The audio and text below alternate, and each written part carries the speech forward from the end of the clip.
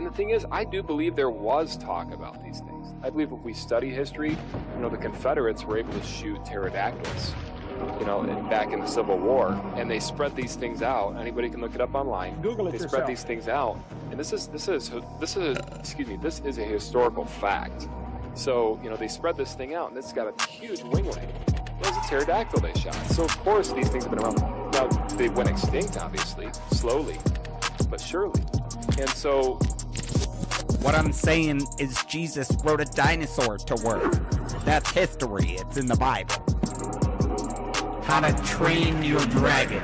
Historical facts. And if you don't believe it, do your own research.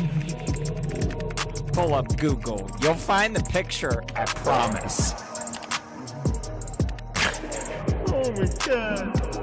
Thank you, John Gleason, Godless engineer, for gifting me this beautiful moment. Y'all remember when they tried to cancel Steven Spielberg for posing with an animatronic triceratops animal rights activist? Back it up. Hit it from the back. Cloaca. Historical facts. Eat my ass, BP. You're down here bailing on the rest of us because you don't want to process your grief and shame like a normal person by drinking and mistreating strangers. No, Rick. It is you who must nibble my cloaca, or bird asshole. Everyone knows what a cloaca is. back in the Civil War, and they spread these things out. Anybody can look it up online. They spread these things out, and this is a historical fact. So, they spread this thing out, and it's got a huge winglet. It was a pterodactyl they shot. So, of course, these things have been around. Now, they went extinct, obviously, slowly, but surely. And so... Paul Bunyan was sharing some Funyuns with his pet velociraptor. Whoa. Oh, you thought it was an ox? Roll back the clock. Let me knock the socks off. Historical facts. I didn't cut out. You heard me. Are you a pervert or something? Okay.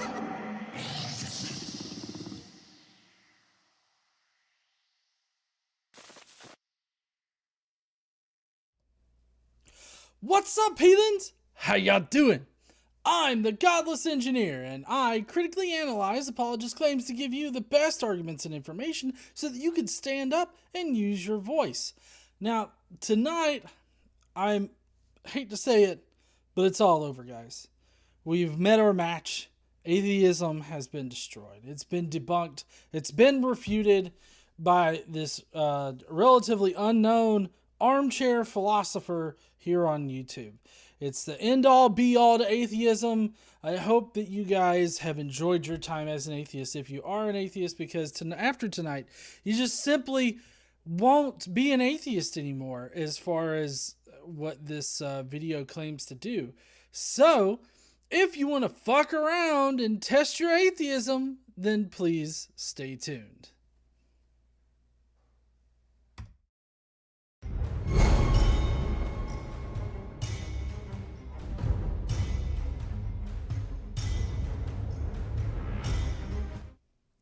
So, I'm being a bit facetious with the opening there, but tonight we are going to be going over a video that claims to refute atheism, or at least show that atheism is contradictory in nature. So we are going to be taking a look at that tonight. We've also got Brosifa stopping by, as well as some Today I Learns that I actually did research on one of them. So I actually know what the whole thing is, and I can kind of explain it. That's first. And then we've got some comments to go through. Like I said, Brosivas is going to stop by shortly after that.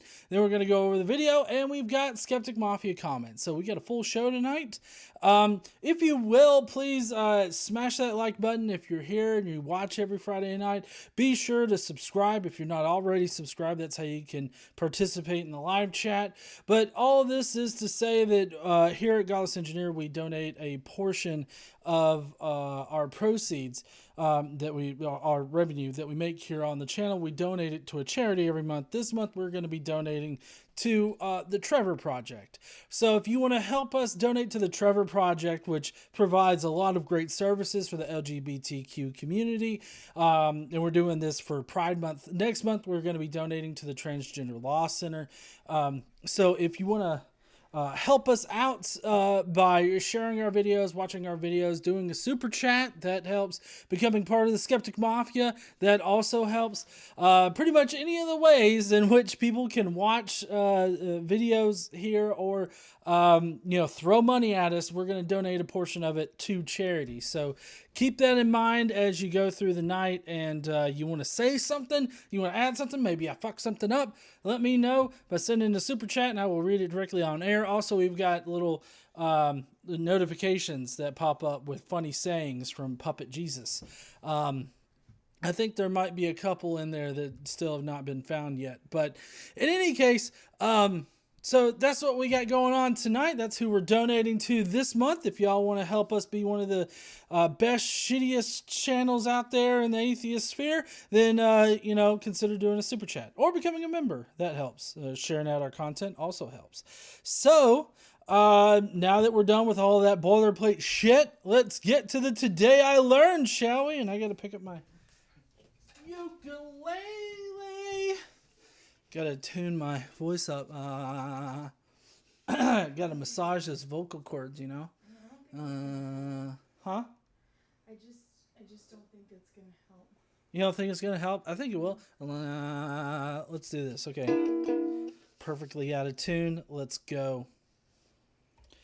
Today I learned. Woohoo! Stand up right there, ukulele. All right, so first up on Today I Learned, we got a juicy one to start off with. Today I learned in 1927, during the worst flood in the history of Mississippi. I don't know what y'all have heard, but donating is not going to make me stop. Fuck me in the asshole. It's not going to make me stop fucking myself in the asshole. That's right, Brocephus. Elizabeth Richardson says, God will help massage your vocal cords. Giggity. Thank you there, Elizabeth.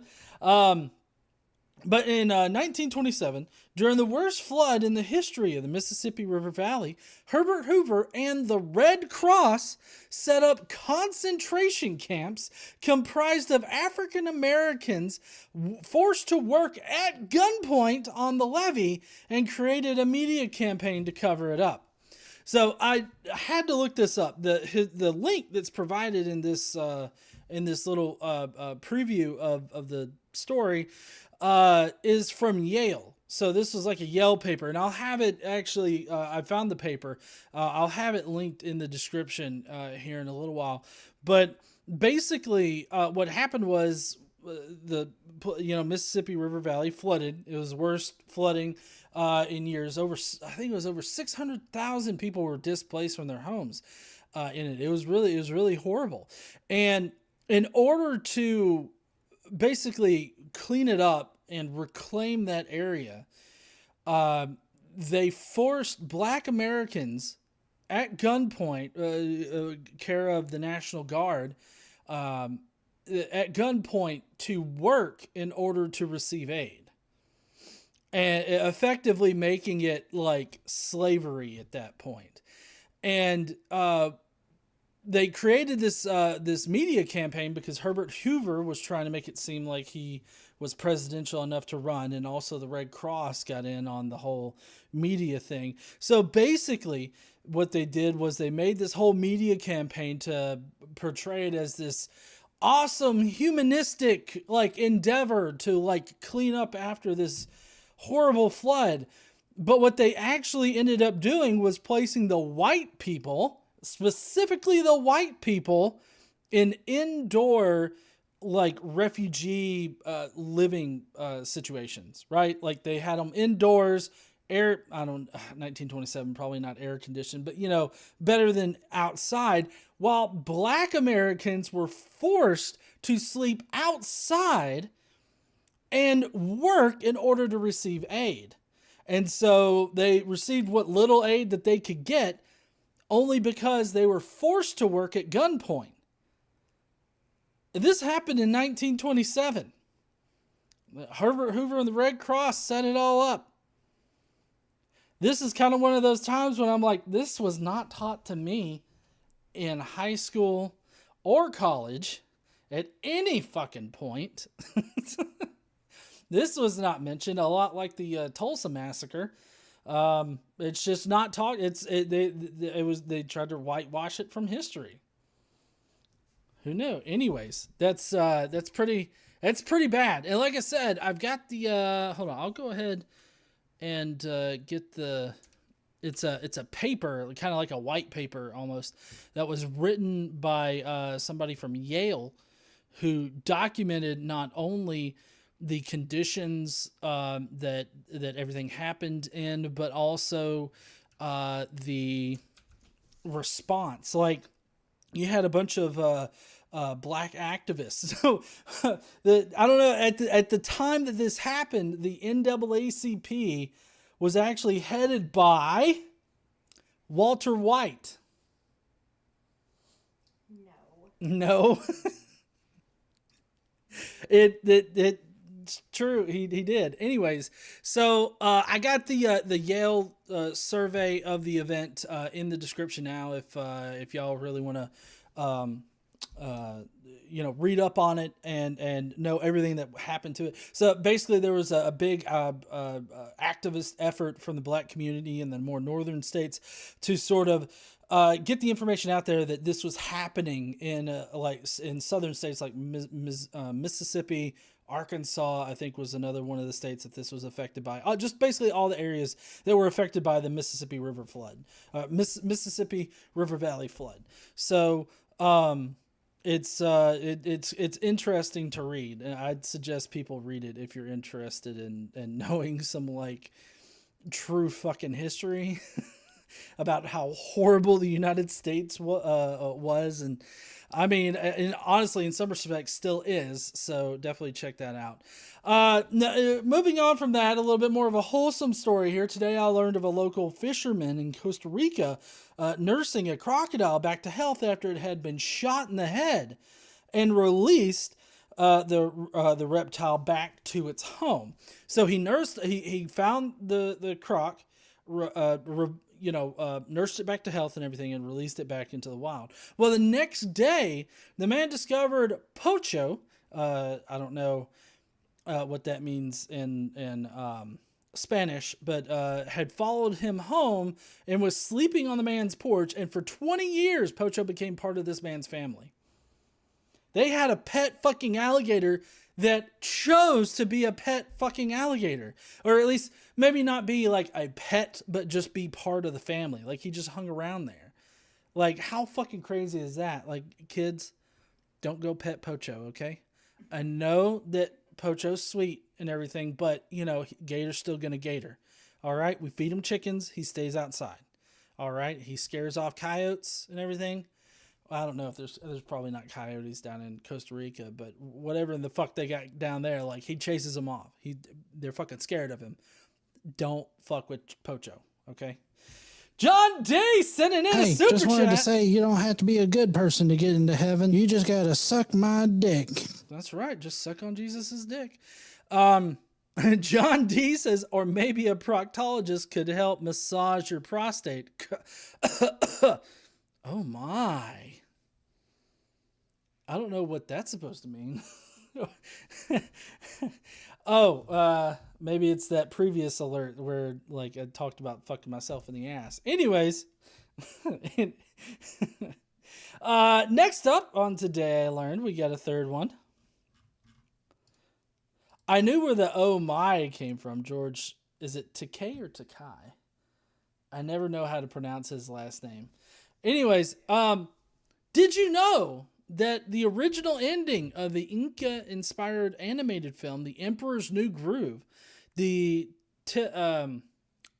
it titular? I don't know. Titular? I don't know. The Emperor in The Emperor's New Groove, the one played by David Spade, demolishes a rainforest to create a theme park.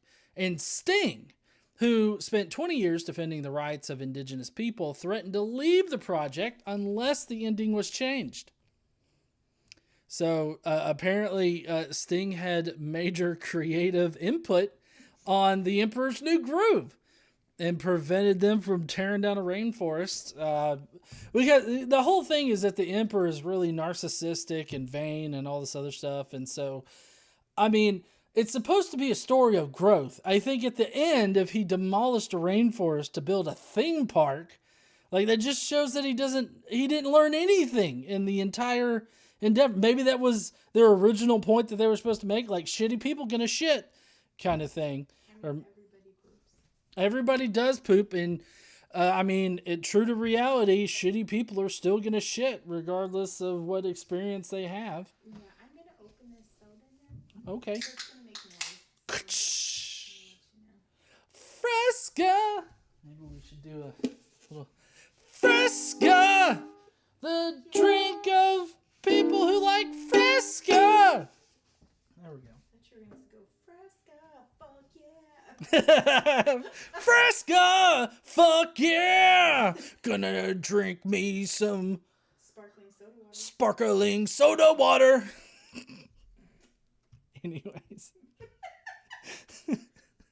All right, y'all ready for some comments?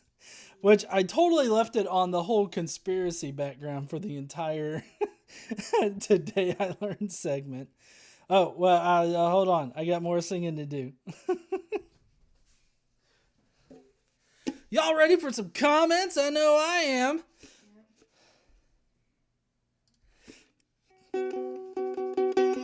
Comments of the day. Prepare to facepalm yourself in the next week.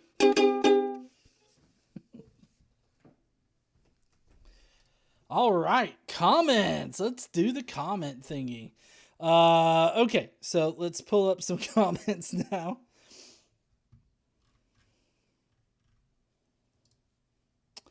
All right, so I don't know if y'all remember, but Cameron Bertuzzi was putting out this whole list of like resurrection arguments or God exists arguments and everything like this.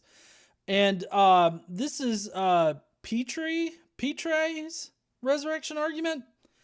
I don't know how to pronounce his name. Y'all know me and pronouncing shit. I just don't do it right ever. But anyways, here's Peter Petre's resurrection argument. Number one, the canonical gospels are early, identified, historically reliable biographies of the life and teachings of Jesus. Well, right there, you're fucked. From point number one, you're fucked because none of that is true. Are they early in comparison to like biographies of famous people in the past? I mean, sure, 40 years. I mean, that's one lifetime later. The problem is that they don't reference anything that was contemporary to Jesus, whereas biographies generally reference contemporaneous material if they're much later. If they're not eyewitness accounts, then they're definitely referencing like eyewitness or contemporaneous accounts. And that's a big difference between the Gospels and like other historical works. Identified, I don't know how that fucking matters.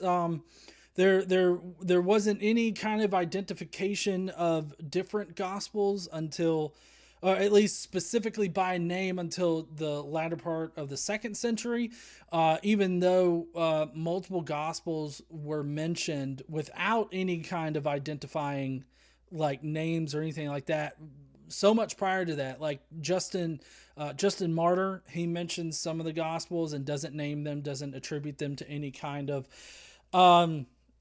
disciples or anything like that. So I don't know how you would say that they're identified exactly. Historically reliable, no, I agree with a majority of critical New Testament scholars who know that they are not historically reliable as far as, you know, us being able to trust them to correctly convey historical events about Jesus. And for me, the thing that really seals this is the fact that we don't have any like indication that they were written by eyewitnesses, for one. There's no claims that, anybody that was writing these things actually knew Jesus or knew anybody that knew Jesus. And the fact that they don't reference any materials that could be, relating to that kind of source material, I feel it's kind of like a nail in the coffin for the whole historical reliability thing, because they could just make up whatever shit, and if they don't have anything to back it up since they weren't there, Although this is obviously assuming that the titled authors are the authors, and that they either knew Jesus or knew people that knew Jesus. So we got Deus Ex Tomato, who says, please, for the love that is unholy, please tune that uke. Hell, send it to me and I'll tune it for you free of charge. You have a tuner. Don't tell them I have a tuner and then I make this a conscious decision. It is really bad. I haven't tuned it since we lived at the apartment. I know.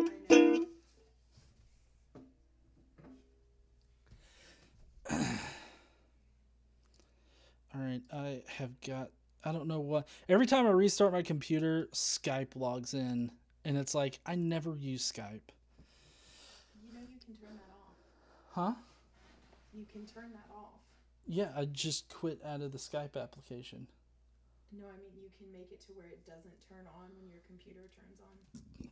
I mean, that requires me remembering to do it. All right, let's move on. Second point of this shitty argument. Jesus' tomb was found empty on the third day after his crucifixion. Well, that's dependent upon point one being reliable. So that, and also we have no evidence for that. So point two is fucked.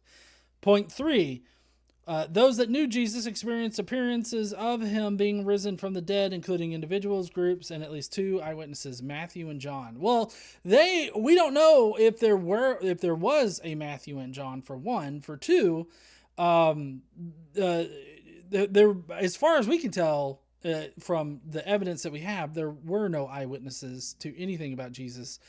And the appearances are easily explained as either hallucinations or visions.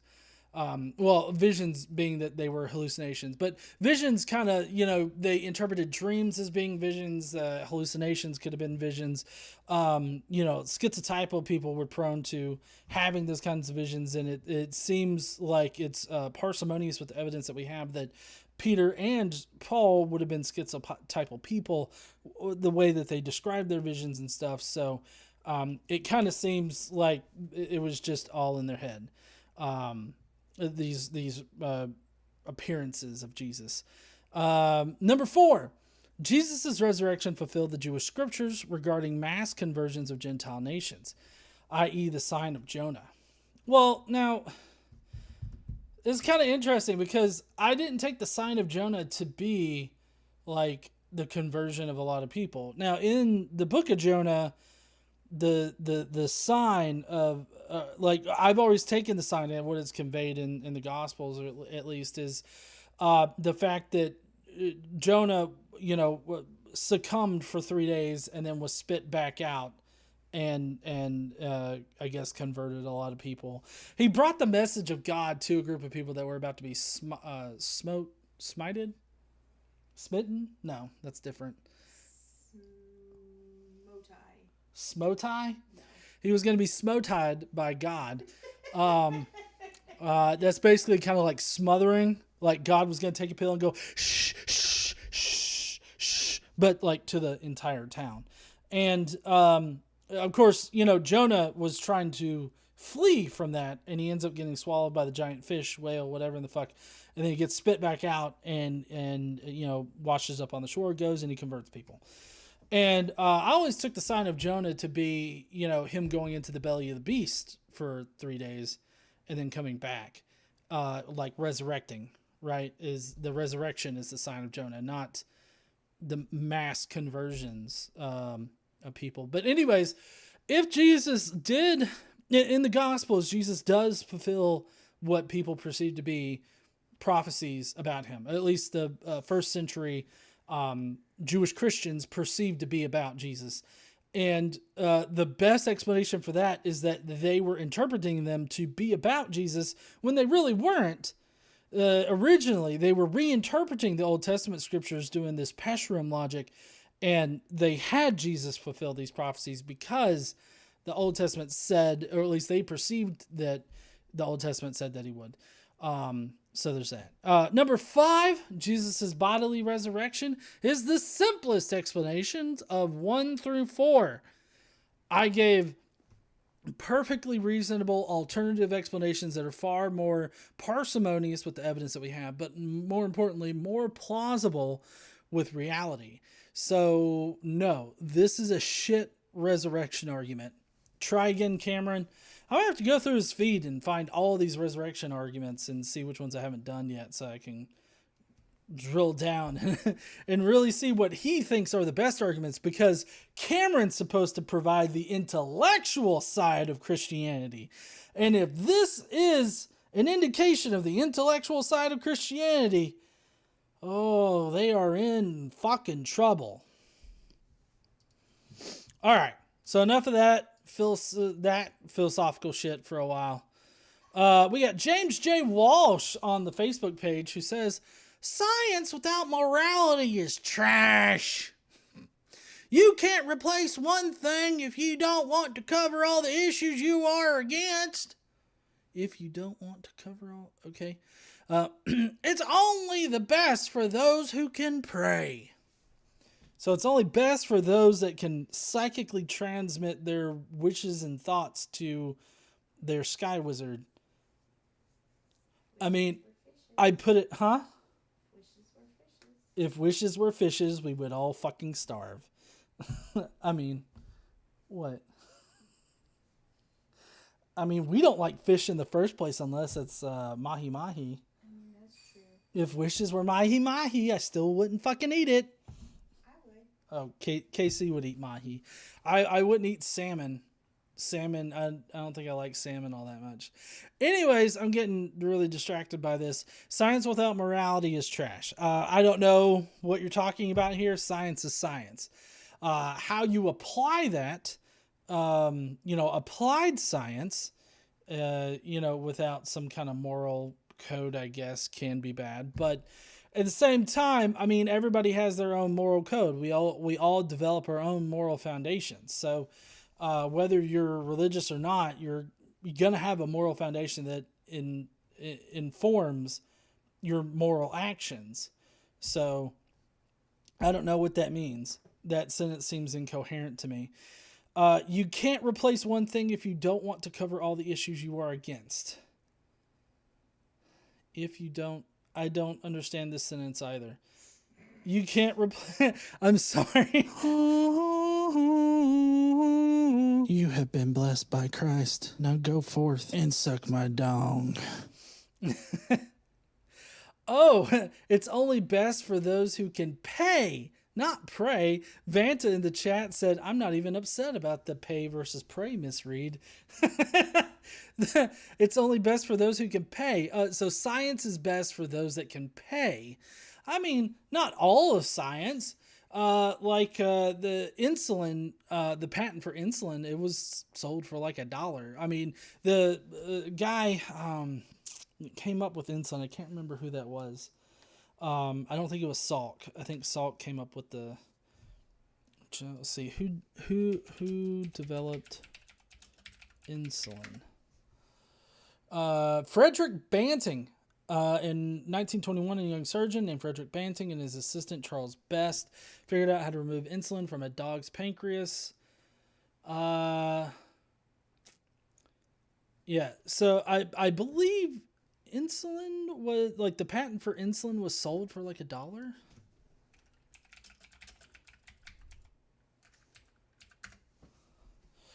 On 23rd January 23, Banting, Collip, and Bass were awarded U.S. patents on insulin and the method used to make it. They all sold these patents to the University of Toronto for $1 each.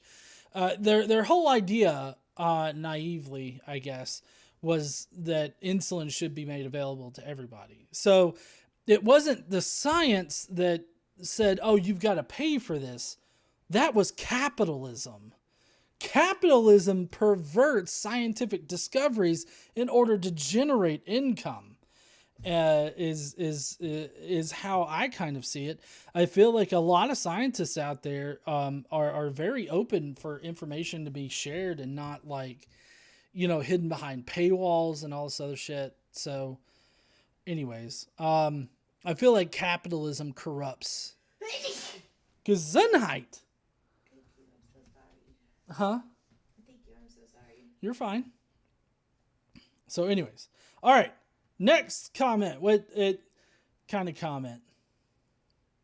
Is a question or a statement, I guess. Jesus left basic instructions for leaving Earth. Before leaving Earth, Bible. Atheists don't follow them. That's why Christians have longer lifespans.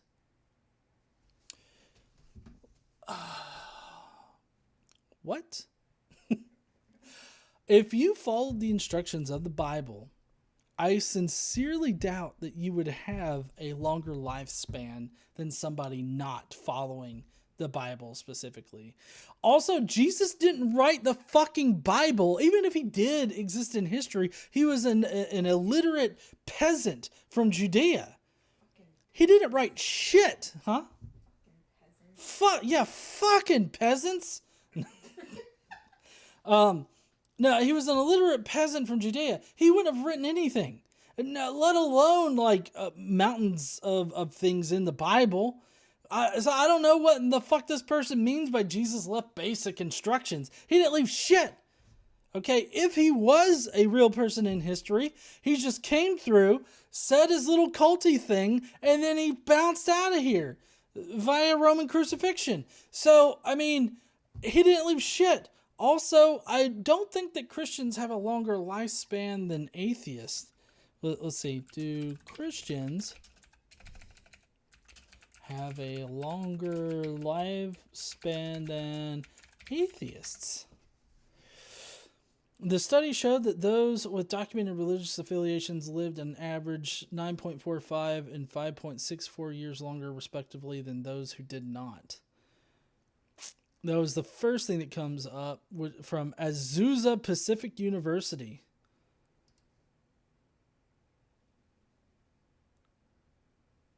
See, after their sex, marital status had been accounted for, believers lived longer on average than non-believers. That's interesting.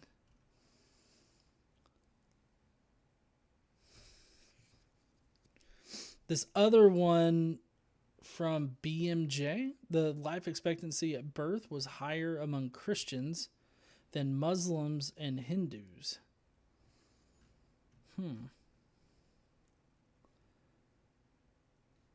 See, these were studies done in 2018. Although, in 2013, Psychology Today did a report on it. In 2013, there's a report that says religion may not be the elixir at all. So I feel like this is like a very conflicted area of it, because it points out how there are secular populations that live much longer than residents in religious countries. Examples being Sweden, life expectancy of 81 years, Japan 82 years. And they outlive religious Americans who have an average of 78.5 years. So I feel like the first, I feel like it's a very contested sort of area of that. But I do feel like that there's a bit of a skew there with sourcing. So, I mean, I would not definitively say like one lives longer than the other. Although I will say that religious people would include those that believe in faith healing. And, there are states and counties in the United States that have a mortality rate that was just sky high because of the population of faith healing communities in the county. So I feel like there are drawbacks, but at the same time, I feel like you can't say one way or the other because of the way that some of these studies are skewed. But in any case, Daniel, sorry, I totally forgot about the Daniel M super chat that said, David says good night. Good night, David. I hope you have an awesome weekend there, bud. And I guess we will see you next week, buddy. All right. Let's move on to the next one. We still got a few comments to get through. Why do atheists believe that they are sinless? Oh, fuck. Let's see. Why would we think that we're sinless? I'm gonna guess because we don't believe in sin. Sin is transgressing against God's opinion, and we don't believe in God, so therefore we don't give a shit about God's opinion. Therefore, there's no way for us to commit a sin. I'm not saying that that's a way to escape this whole concept of sin, although, I mean, I do think that sin is made up bullshit, because there are perfectly fine ways within any religious group that believes in sin in order to overcome sin or to reconcile this sin. So, like, whether you believe in sin or not, I mean, I feel like, you know, atheists not believing in sin is just, I mean, we just don't believe in it. Like, I don't understand what the confusion is. We don't believe in God, therefore we don't believe in sin. Like, some people are too stupid. I wonder how they get on Facebook. Ward of Truth says, now listen, y'all, if you just stop posting Pride Month and make it even remotely, making it even remotely relevant, then you have accomplished something. Stop posting shit about Pride Month. Who cares? I mean, a lot of people care because there's a good portion of LGBTQ individuals in the United States and around the world, really, that are marginalized, and they have been mistreated over the ages, and they're still being mistreated today. I mean, yeah, not everybody's a dick like you, Ward of Baron's Ward of Truth, you dipshit. But in any case, it's I feel like, you know, having a Pride Month, especially in June when gay marriage got legalized back in 2015. I mean, I think that that's an awesome thing to celebrate in the month of June. And also another reason to celebrate the month Pat Robertson died. Is that too soon? No? Fuck no. No? He was an absolute Hey, this person just bought an express ticket to hell. Nee says Pat Robertson has been sewn to Ernest Angley's buffet as part of a televangelist centipede. Kenneth Copeland will join them by Labor Day weekend. Whew, that's some fucking prediction there. Labor Day, is that in September? Is September Labor Day? Yeah. Kenneth Copeland, is that the guy that blew COVID away? Yep. Yeah. Okay. He looks like he looks like a demon. Yeah, he looks like the villain from The Mask. Yeah. Thank you, Nee. Anyways, thank you so much for that. I don't know. But anyways, this guy's an asshole right here, and I think that it's awesome to celebrate LGBTQ, the LGBTQ group or community in June. That's pretty awesome. Jester Lord of Fools says, grab that uke and sing. You have been blessed by Christ. Now go forth and suck my dong. Juke for Batty Patty. I'm just gonna make some shit up. Juke, juke, juke for Batty Patty. Juke, juke, juke for Batty Patty. I don't know what the fuck a Batty Patty is, but I'm guessing it's kind of like a hamburger. But for the Bible tells me so. Bat crazy Pat Robertson, Batty Patty. Batty Patty. Like Oh. batshit crazy Pat Robertson. Maybe? Batshit crazy Pat Robertson, maybe. Dragon Master says it was hilariously ironic that Pat Robertson died during Pride Month. Yeah, I think He died mad. Yeah, Casey said that he died mad because he died during Pride Month. Oh man. See, this next one is truly deserving of the conspiratorial background. So could inserted nanoparticles in the Canadian fire smoke possibly activate spike proteins in the vaccinated? Yes. Death, death, death. Huh? I don't know what the fuck you just did, but the answer is yes. I did the emoticons. Death, death, death, and then I'm thinking about it. The answer is yes. Yes. Just yes. That's it. No explanation. We can't say required. we can't. I'm surprised. Totally expect my channel to get taken down because remember that one time I made up bullshit about some kind of like maybe I don't think it was polio vaccines, but it was some kind of like medicine in this one video game. I made up this whole nanoparticle bullshit conspiracy theory on the spot in the game, and they took down my entire stream for it. The entire stream totally taken down because I made a nanoparticle joke in your bloodstream. A nanoparticle in your bloodstream joke. You probably shouldn't retell it on this one. Oh, I wasn't. Okay. I was a bit more explicit about it, but we're definitely getting taken down and deleted. But anyways, no, this is not anything that can that is true. So no.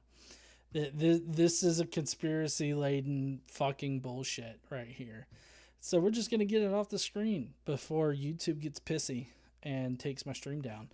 Next, we got on this person right here who has a criticism of me. They said, at 14 minutes, that was a very poor explanation of a ring species. You're just talking about normal speciation. Ring species specifically have populations that can interbreed with neighboring populations in an unbroken chain. But species further apart on that chain of populations cannot interbreed. Which is what I fucking said. I didn't say, in that video that they commented on, I didn't say that species could interbreed like in a ring. If you think about a ring, or group of organisms, they split, right? And they can interbreed as they adapt to their environments, right? They live in two separate environments.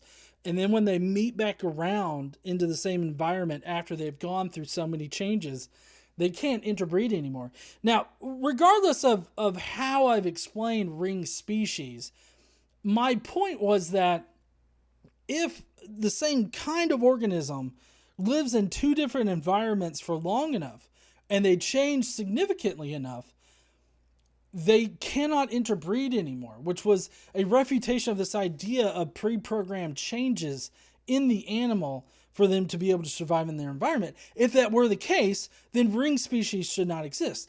But since they do, ring species show that there was a deep genetic change that causes the speciation to the point where two species of the same kind of animal can no longer interbreed. Now, I'm using kind in the same way that creationists use kind, which mainly is like, oh, look, that looks like a doggy, therefore it's a doggy. And they could literally mean either timber wolves or like a fucking chihuahua. And there's just no way to actually determine what the fuck they're talking about whenever they say kind. But in any case, my point was that it's not just pre-programmed epigenetic changes that are in an animal's DNA, in their genetic sequence.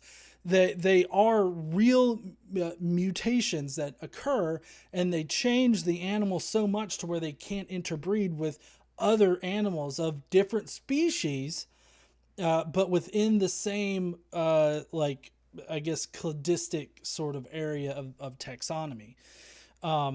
So, I mean, there's that.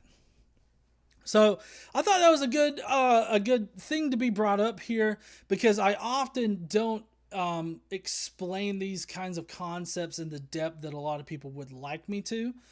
But regardless of what depth I explain what a ring species is, my point in refuting the guy in the video remains unchanged. That's what I wanted to bring up. So, anyways, that's going to be it for the comments tonight. Are you are y'all ready for? Y'all know what's next? Brocephus. Shitty ass science. We're gonna answer some science shit really wrong. That's fucking right, you washed my blankie. Thank you so much there, KC. But you know what? Godless Engineer can go and fuck himself. Don't talk bad about my honey. But I mean, he's kind of a bitch to me. I mean, you're kind of a bitch to him. But I mean, I don't deserve it. He does. No, he doesn't. He's a good person. He's a bitch.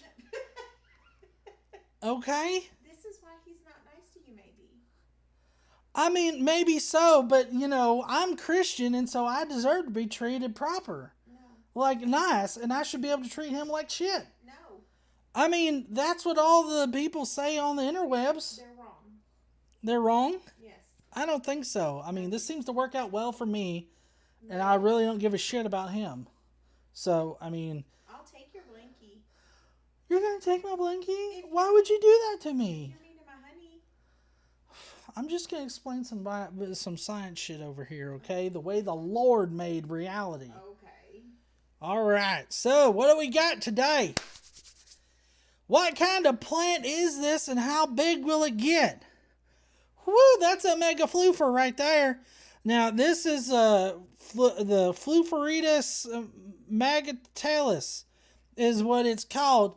And, I mean, you've got nearly a full-grown one right there. This, I mean, they start out small, and their breath smells horrible, right? Because I know that it's like a plant and everything, but it's got horrible morning breath and shit. It just smells like its own asshole.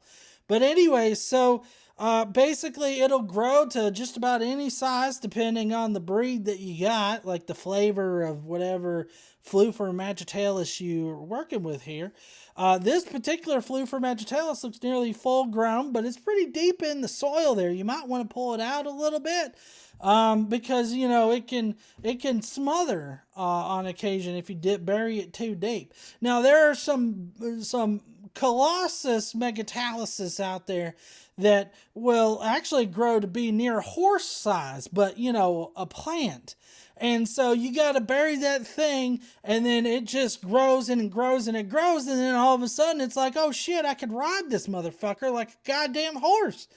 I don't know if you guys have seen any of those on the TikToks or wherever in the fucks. And, but they can grow to be huge, or they can be really tiny and small. They got teacup versions that are, basically petitus megatalis, right? And they're so small, you could probably kill them if you bury them, you know, too far deep down. They just they grow in the very topsoil, okay?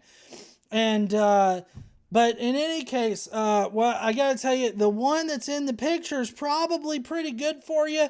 The smaller ones can be a bit bitchy at times, and they can, you know, this plant species will actually, they'll bite you. They're very protective of their owners, which is kind of odd for plants to do, but, you know, they can get really pissy, and they can get really attached to one owner or another. Some of them actually shake because they're so fucking nervous or happy. We never know which one it is. But in any case, y'all need to go out and get your Fluferitis megatalis from your nearest Lowe's outlet or Home Depot. You could probably find them in the plant section, in the seeds. You know, they got them seeds, the little, you know, whenever I go into like Home Depot or the Lowe's, it always smells like fertilizer in there. I don't know what in the fuck they're doing other than just cutting fertilizer open every day and just like aerating it throughout the entire store, but that's what it smells like to me. But anyways, so you just go in there, pick you up a few Fluferitis seeds, and you just start planting, and then there you go. You plant them all around your garden. They'll fight off zombies, snakes, bad guys, Donald Trump. It'll fight off anybody, really. So, you know, just get out there and plant. It's summertime. They'll grow like fucking weeds, I'm telling you. Anyways, that's going to be it for me. I'm going to go and kick JE's ass and, you know. You don't have I'm gonna have to go through you. Listen, I'm a Christian. I should be able to kick whoever's ass that I want to. Otherwise, you're persecuting me. No. Stop persecuting me by restricting me from doing illegal activities. I washed your blanket. Yes, thank you. That's what you should do. No. What? No. No? You need some manners training. You know, I've just... send you to some kind of school. Listen, listen. I've been on the interwebs. I've seen how Christians should be treated, and I demand that kind of treatment, okay? You can't demand shit. You live in my house. I do live in your house, and because I live in your house, I should get the full-on treatment. I'm just telling you. Like, top tier, because I'm Christian, and we are a Christian nation. That's another thing I've learned, that you people have been hiding from me. Do you want to keep living here? You atheists wash history for me. That's what you've I done. have a book for you to read. It's from Andrew Seidel, and he'll explain to you why this is not a Christian nation. Whatever. Anyways, I'm going to head out. I'll see you heathens later. If I can correctly find the exit here. Nope, that ain't it. Shitty ass science! We're gonna answer some science shit really wrong. God damn it, bro, Cephas. Stay off the internet. Is he rude? He is rude, honey. He's Woo! rude. That's KC's money. Y'all need to start getting along. Well, I mean, I was getting along, okay? I was getting along fine. And then he goes and gets Twitter. If y'all don't know, he's on Twitter at Brocephus, Brocefus. He goes and gets Twitter and starts reading all this fucking bullshit. And now he's got a giant fucking cross up his ass. Yeah. Anyways. Nee says, Fight Club, but it's GE and Brocephus. That would be good. I don't know how we would accomplish that, but anyways, obviously this big floofer right here decided to get him some, I guess maybe cooled down, or maybe he just really likes to dig, but he did not like the plants being there. He planted himself in that potter, or in that little area there. Huh? Planter? Planter. Anyways, that's going to be it for the shitty ass science portion tonight. I hope you guys enjoyed it. I know I didn't. But anyways, luckily YouTube has not taken down my channel because we've been doing these shitty ass sciences. I do want to say thank you to everybody that has done a super chat. You guys are awesome. Thanks for helping us donate to the Trevor Project this month to support the LGBTQ community, because the Trevor Project does provide a lot of phenomenal services for the LGBTQ community. And, you know, I definitely suggest people supporting an LGBTQ charity. Make sure you check it out on like Charity Navigator or whatnot to be sure that they're not like sending most of their money to like their CEO or something like that, and that they actually provide services. But anyways, all right, let's head on into the video, shall we? Boom. Still, I've yet to remember to fix my transition thing, and I'm gonna fix it one day. One day I will fix it. All right, so so they have this caveat here: try watching this whole video before you go to the comments.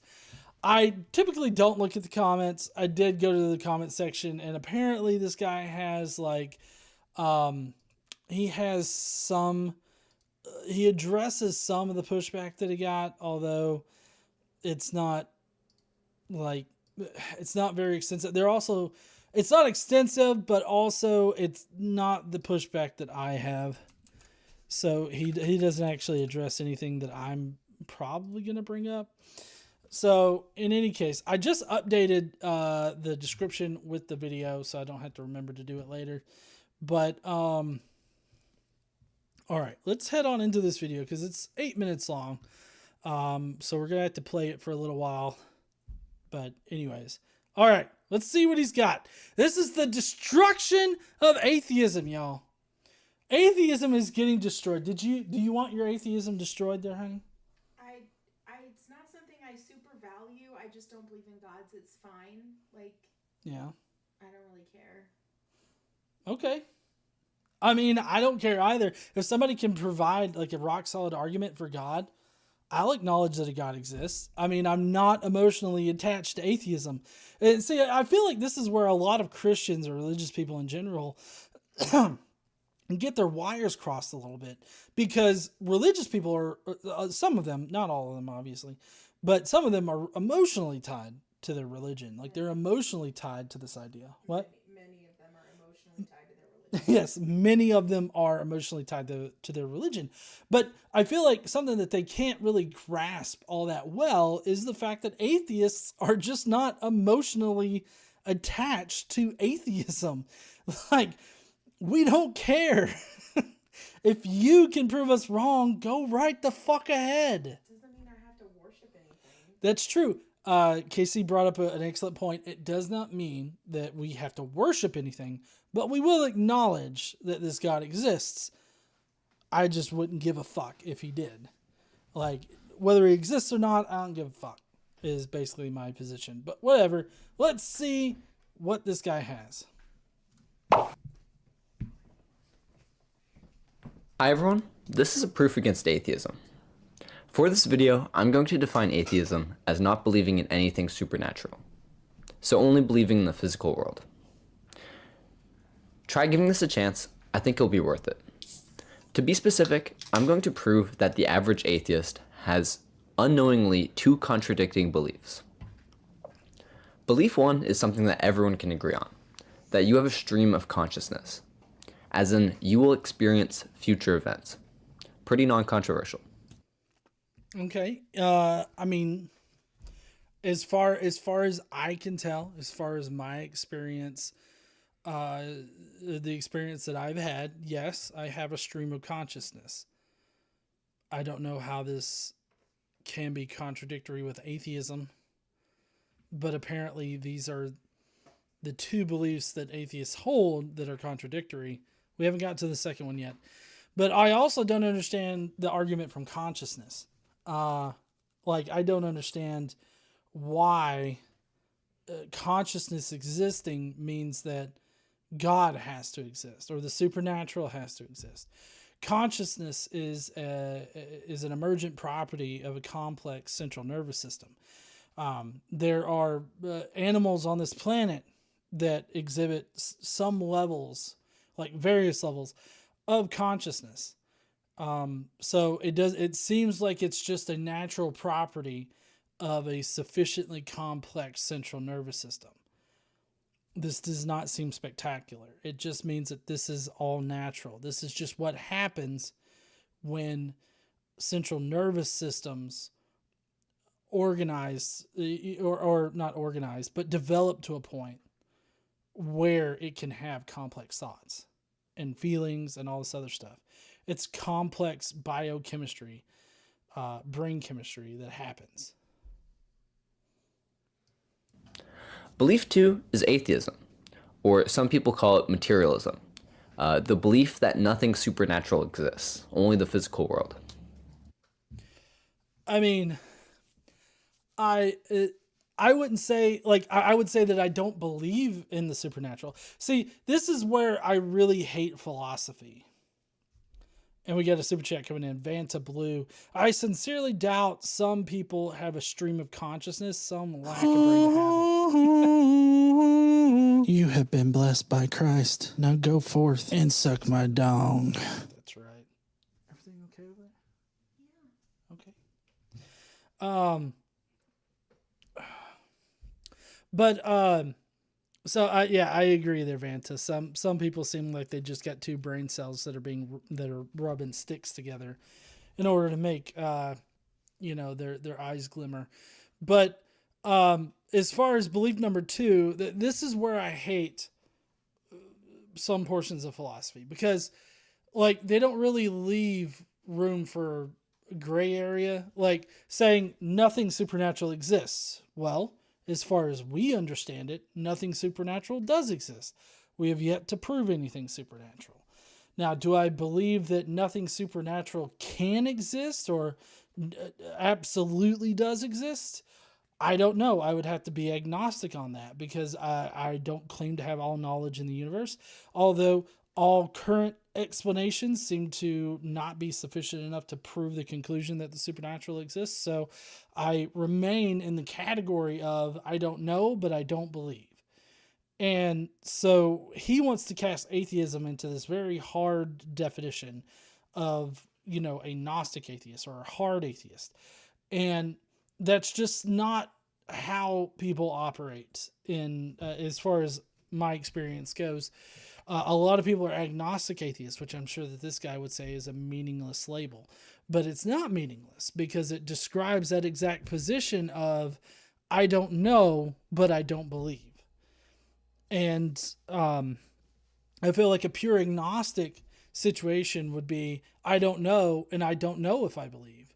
Like you're saying, I don't know to either.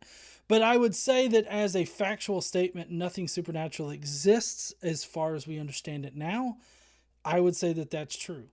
I guess I would consider myself a methodological naturalist.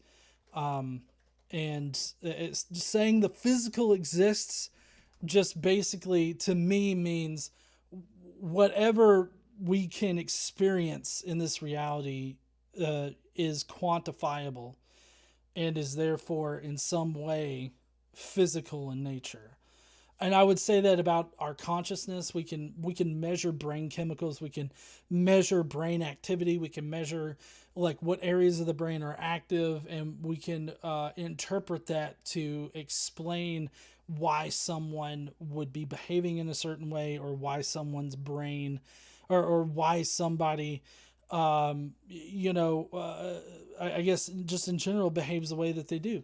So I feel like everything that's quantifiable, it is physical in some kind of way, and we can everything that we experience and everything that we know to exist is physical in some kind of fashion. So I'm going to prove that these two beliefs contradict each other. And as long as we still agree with belief 1, we have effectively proven that atheism is wrong and the supernatural exists. The consciousness proves that the supernatural exists. So just simply humans existing and consciousness existing proves that God exists and that the supernatural exists. I don't understand how they can actually rationalize this. Like, I don't see how consciousness gets us to the supernatural, but he goes through a lengthy explanation here. First, I will give 2 implications of atheism/materialism to help us understand it. Next, I will ask 2 questions to help establish that you do indeed believe you have a stream of consciousness, and that you do believe you will experience a future body. Lastly, I will ask question 3, which is Wait, hold on. Before we get to question 3, what does it mean that we'll have a future body? Like, do you mean that my consciousness will continue existing until my consciousness doesn't exist anymore? Like, is that what you mean? Like, I don't know what it means by we will have a future body. That seems to be a little vague here. Like, will I continue living? Yes, but that's not like that's a future body. If you really want to go biological with it, our cells are constantly being replaced. And I think, like, what is it, every 7 years? It's like 7 to 11 years. Let's see, how... Every cell in your body. Let's see, does the human body replace itself every 7 years? Not exactly. Certain cells and some organs and systems in your body are totally replaced in a matter of months. Others, yeah. So, I mean, if you want to talk about like a Perseus, or is it the, fuck, I'm having to constantly look shit up. Perseus, ship? Is it the ship of Theseus? Theseus, not Perseus. The ship of Theseus. Like, obviously my entire... So there are certain types of cells in my body that don't get replaced, right? But, you know, if you replace all the cells in your body with new cells, is that still your body, or is it like a new body? Like, I feel like that's really diving deep into it, and maybe I'm letting my ADD kind of take me down that road, but, or ADHD. And but regardless, like, the body that I have now is, barring any kind of like transhumanism, not I don't know if that's a correct term, like barring any like replacements of organs or parts of my body in the future with machines or mechanics or anything like that. I will have the same body in the future that I do now, as long as you don't think about the biological aspect of it, like I was talking about earlier. It's still gonna, like, I'm gonna exist within the same body. Like, I don't see how this is. I don't know what this guy means by fucking future bodies. The proof that will prove that these two beliefs contradict each other. That a stream of consciousness denies atheism/materialism. At the end of question 3, you'll be forced to admit that atheism is wrong. So what are these? Fuck! We need to take all this shit down. We just roll it up. We're done here. We need to shutter the channel. Honey, we can't donate to any more charities through the channel because, you know, atheism's done by question 3. By question 3, we're going to be down on our knees sucking Jesus dick. So y'all just... Yeah, we got any chapstick up here? Because I feel like Jesus isn't going to like chapped lips on his dick. She goes looking for the chapstick. We did have chapstick. Oh, we got chapstick. All right. I got the thank you, honey. You just gave me chapstick so I could suck Jesus' dick, but thank you. Yeah. Drew's book review says, hello, everyone. Time to watch GE on 2x speed until I'm caught up. Lol, starting from the beginning. Thank you so much there, Drew. All right, chat. I hope everybody's got their chapsticks because, I mean, like I said, Jesus don't like chapped lips on his dick, but let's see what he's got. Two aspects/implications of atheism/materialism. To help explain things, imagine these blocks are molecules or particles in the universe. The first aspect is that it does not matter if I swap the position of two molecules in the world, given that they have identical properties. Assuming that they have... See, swapping to identical particle positions has no impact, given that we keep everything else the exact same. I don't see how this is a... I don't see how this helps us in this conversation. This seems like a pointless thing to bring up. If I swap out one of your water molecules in your tummy with another water molecule, nothing's different. Or I guess more likely, if I swap out one of your liver cells with another liver cell that's exactly the same, then there's nothing different there. My question, and maybe this is just how my brain works, but it's like, how are you extracting this? How are you doing this? Like, how are you going to remove one particular like molecule, atom, or something like that from my body and then replace it with the exact same fucking molecule or atom? Like, I don't understand. I get that this is a thought exercise. Like, I get it. I understand what the point that he's making here. But this is just where my brain goes. It's like, how the fuck are you going to do that? This seems like a nonsensical question. Why would you even ask this question? have identical properties, swapping these two molecules should have no effect on the universe. Let me say this again. If the before and after picture are physically the exact same, and we only believe in the physical world existing, then by definition, swapping these molecules had no impact on the world. I mean, it depends on where you get the other molecule from, I guess, or particles, atoms, whatever. Like, I guess it depends on where you get it from, how you're doing the swapping and all these extra steps here that we're not considering because it's a thought experiment, but sure. I mean, I guess I'm fine with this. Like, there's no impact with, replacing the same thing in another thing. There's essentially no effect. Sure. Aspect 2. Temporarily deconstructing anything into its molecular components, then reassembling it back together, does not directly have any long-term impacts on the object/being.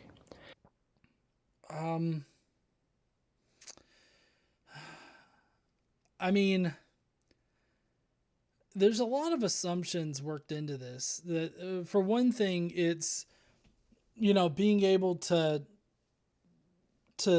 separate them all out into their prime components and then reassemble them again. Like, to me, this sounds like teleporter technology from Star Trek, right? Like, it breaks down the matter into its basic, like, atoms and everything like that, and you know, translates that into energy, and then beams that energy, and then at the collector it reassembles or changes the energy back into particles, and then reassembles the particles, right? Basically 3D prints yourself. And so essentially you get destroyed in one location and pop up in another location, right? And so, I mean, it sounds like teleporter technology. If that's what he's talking about here, then yeah. But there's the assumption that everything is put back together correctly in the correct way. And I don't know if y'all have seen, what's that movie called? It's got Gerard Butler and the guy from Fast and Furious that died in a car wreck. Paul Walker. I think it's called Timeline. Is that what it's called? Timeline. Yes, that's what it's called. Timeline. Gerard Butler. So in this, I mean, we're talking about you know, fantastical thought experiment shit. Might as well bring up movies, right? So, anyways, in that movie, basically they invent this time machine that essentially does this. Breaks your body down into energy, transports you back in time, and you are rebuilt like back then. And then when you go forward in time, the same process, and you go forward. Well, see, the thing is that you can't do it too often, because the this whole technology is like in its infancy, obviously, but a guy that's been back and forth, they do like an x-ray of him and he's not put back together correctly. So there's a lot of assumptions that come in with this, but if you're talking about perfect technology, which I would warn against, I would say no technology is perfect. But if we assume perfect technology and a perfect reassembly of atoms, then you could come to this conclusion. But I feel like just having all these assumptions and practically is a bit dangerous. But as far as the thought experiment goes, I guess we could you know, placate to his whole idea here. But yeah, so I mean, I guess I'm fine with it, but I feel like the number of assumptions that you have to make kind of, I don't know, for me, it makes the whole thought experiment useless in this fashion because of the amount of assumptions that you have to make. I mean, basically, it's like, well, if God could cause you to disintegrate and then he could put you back together again in exactly the same fashion, has there been any, like, impact? Well, other than the impact of, like, lost time. But let's say that, you know, God was able to do it in such a short amount of time that, like, no time had passed. Like, it's like, and you're back together. Who's to say that we're not doing that constantly now? I mean, we got no evidence of it, but we also don't have evidence that it doesn't happen, I guess, if it's happening on such a short time scale that we can't detect it. So, I mean, I don't know. I'm thinking way too deep into this, I think, for this video. If the object is physically the exact same with or without deconstruction/reconstruction, then there is no impact. So now that we've established atheism/materialism, let's establish that you have a stream of consciousness and you will indeed experience a future body. Question 1. Here on Earth, if I reveal to you that as we speak, there coincidentally exists a person with your exact molecular structure on an alien planet, whose body are you currently experiencing? I'm sorry. Is this supposed to be like a weird? I mean, this is a weird question because obviously experiences are local to that particular creature. Whether the creature on the other side of the galaxy has your exact same molecular structure or not, you are the one that's experiencing shit. So it would be your body that you're currently experiencing, and not another creature's body. Like, there's not a psychic connection here. Like, I can't psychically determine what KC is thinking right now, although it kind of looks like she might be doing math. See? I can read thoughts. She's doing math right now. Oh man, maybe I need to rethink this entire thing. I knew exactly, but you see, I could tell by the look on her face that she was doing something, math like or whatnot. Like I could tell by the expression on her face. That's how I could tell that. It's not because I'm fucking psychic, obviously. And also there's no psychic link here between two individuals, whether or not they share the same molecular structure, the same molecular building. Like if both of the individuals on the screen had the exact same molecular structure and all of the exact same experiences stored in their brains because they have the exact same chemical makeup and everything like that, each one is still experiencing like their own, relative area of the galaxy. Like they're experiencing their own lives. They're not psychically linked in any kind of way. So I don't know what this even means to say, which body are you experiencing? You're experiencing the body that you exist within. Your body. Like, I don't care about other organisms out there. Like, I don't give a fuck. Like, I'm experiencing shit around me. The other way, asking the question, well, which body are you experiencing, kind of seems to indicate some kind of psychic connection or some kind of advanced technology, kind of like in Stargate. In Stargate, when they continued on with the medieval Knights of the Round Table kind of mythology instead of the Egyptian mythology, they had these devices where they could experience somebody else's, regardless of chemical makeup or structural makeup or whatever, they could experience somebody else's physical body and take over their body from vast distances away. So barring some kind of advanced alien technology like that, you're just going to be experiencing whatever your physical body is experiencing. Who would you rather not get shot tomorrow? Whose bed will you wake up in tomorrow? Think about it for a second. Wait, he put a gun on the screen. Hold on. Who would you rather not get shot tomorrow? I don't want anybody to get shot. What the fuck? Why are people always talking about shooting other people? Could we stop with that? Like, I don't want me to get shot and I don't want anybody else to get shot. Why does he want to shoot the alien from across the universe? I have no fucking clue. But, I mean, if you're going to ask me oh, well, you can either die or this other person can kind of die or would die, I would be like, is there no third option that neither people die? I don't want anybody to die. I don't know. This seems like a stupid thing. Whose bed will you wake up in tomorrow? My own bed, next to my lovely wife. So I don't know what, this seems like a question of when was the last time you beat your wife? I don't fucking beat my wife, Tom. God damn. Think about it for a second. I don't have to think about it all that long. These are stupid fucking questions. Correct. You will be looking out of your own earthly body tomorrow. Pretty easy. Tomorrow when you wake up, you're going to be looking at your own bed. What goes on in alien planets does not affect you. Right. Okay. how does this help us in our endeavor to prove that God exists or that atheism is wrong?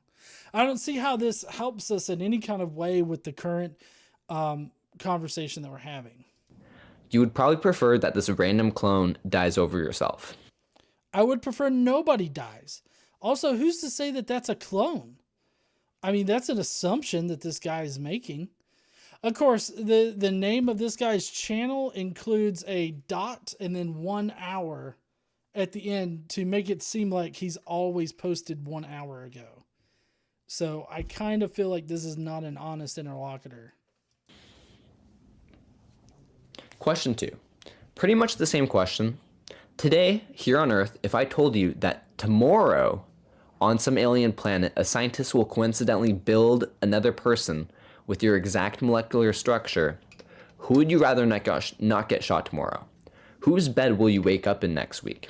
And remember, we're asking current you. This is before the clone is made. So there's only one person to ask. Okay.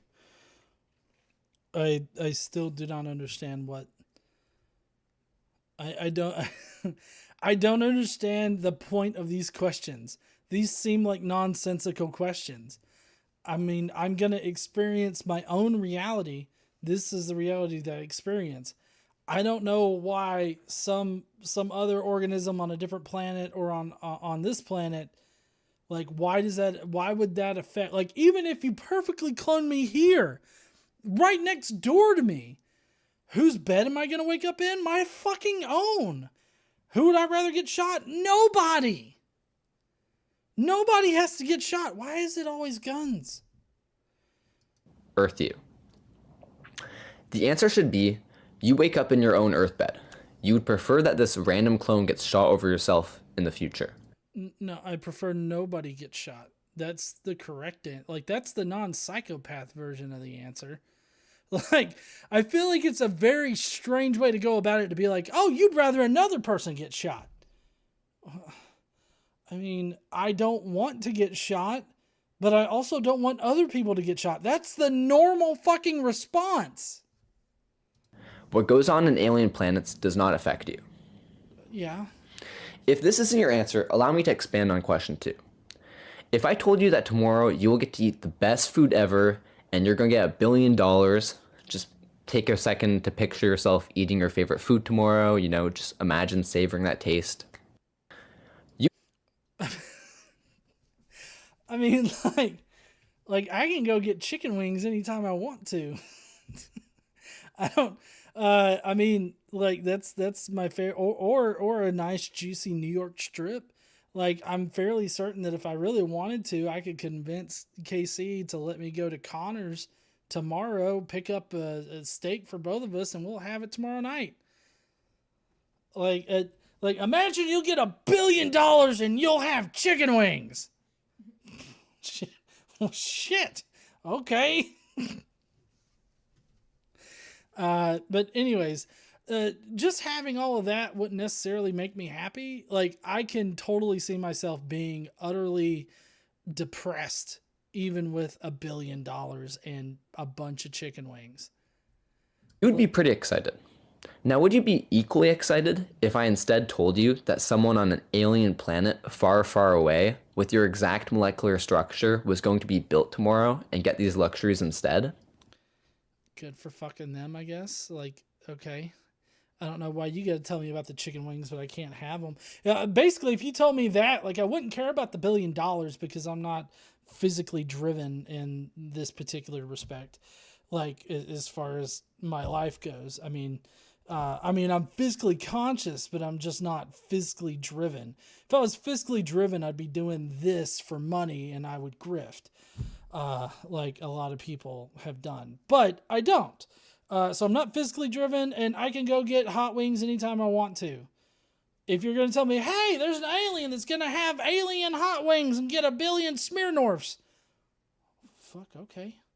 Good for them. I mean, I'm glad, awesome.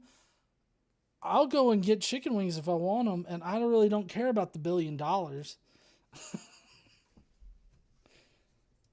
No, you're not going to be as excited, because you're not going to be the one experiencing it. Unless you on Earth equally anticipate getting to eat that food in both scenarios, you admit that your consciousness is in a specific body. You acknowledge that there's a specific body you will experience in the future. Well, I mean, it's not a different, like, it's just the same body. Like, the way that he says you will experience a body in the future makes it sound like there's like a different body coming or something like that, which, I mean, maybe it's because I know where he ends up and that's why I think that, but I'm just going to have the same body. Like, and yeah, I'm going to experience the things that I experience. So again, I don't know how this helps us in our discussion on how consciousness proves God. Alright, now that we've established that you do indeed have a stream of consciousness and will experience a future body, and we've also laid out the two aspects of atheism/materialism, now we can do question 3. This is the important one. This one will prove atheism can't be true. It will prove that these two past ideas contradict. Question 3. Okay, imagine we were to do an experiment tomorrow. This will be you. One by one, I replace all of your molecules with new ones of the same properties. And then I put all of your old molecules back together, creating a second body. Which body would you prefer I not shoot? Which one are you looking out of? Okay. Well, again, like, it depends which one of these things are you asking. Are you asking the one that you just created, or are you asking the one that already existed? You just replaced all their molecules. Both of the organisms that you're depicting here would be having their own experiences. They would be experiencing the world in their own ways individually. So, like, if you made a carbon copy of me, would I have the same reaction? Yes, I would, because it's a carbon copy of me. But does that mean somebody subscribed so that they could talk some shit? So does that mean that like my consciousness is now somehow split? Or does that mean that these two conscious individuals are experiencing the world in two different ways? And so, like, if you ask one, it's like, well, I'm experiencing my body. You ask the other, well, I'm experiencing my body. You would get the same, like, answer for both. And both would have the same life experiences because you just did a copy paste right there. But from that point where you copied and pasted, each organism is going to have their own experiences. They're going to develop in their own ways. Like, if the red organism over there has a car wreck and can't run anymore, or let's say I fuck up my hands and I have to find a different, profession to do, their life is going to change. They're going to have different experiences. Same thing with the other one. They're going to change going forward, depending on what happens to them. So I don't see how this like proves a contradiction, because before I was saying, well, both organisms are experiencing their own realities, like not like their own individual realities, but like they're both experiencing reality relative to, their physical bodies and everything like that. Like they're experiencing their own reality, and each one is experiencing it in different ways. And now in this question 3, I'm saying the exact same thing. Each one is Each one is experiencing reality in their own unique ways, and they're changing in their own unique ways. And it's the exact same as the other questions. So where's the contradiction? I'm not seeing a contradiction. There is no contradiction. Whose bed do you wake up in tomorrow?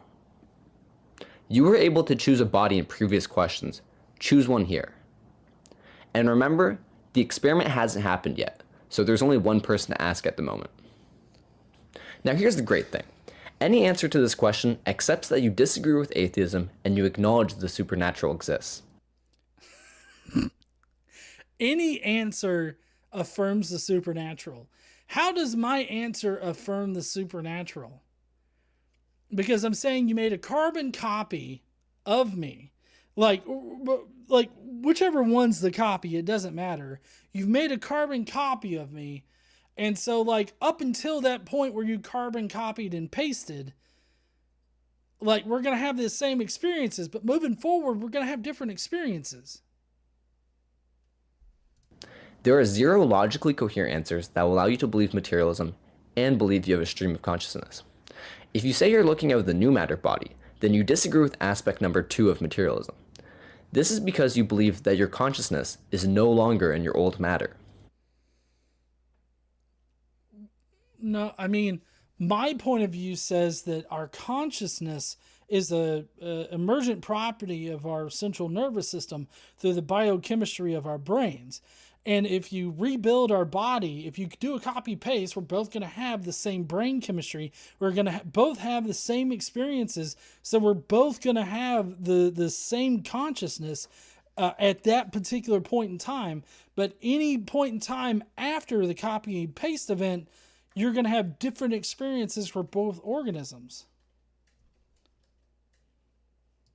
If we redo the scenario, but the new matter didn't exist, and your body was instead swapped out with air, then you simply believe the act of deconstructing and reconstructing the old matter caused you to permanently die.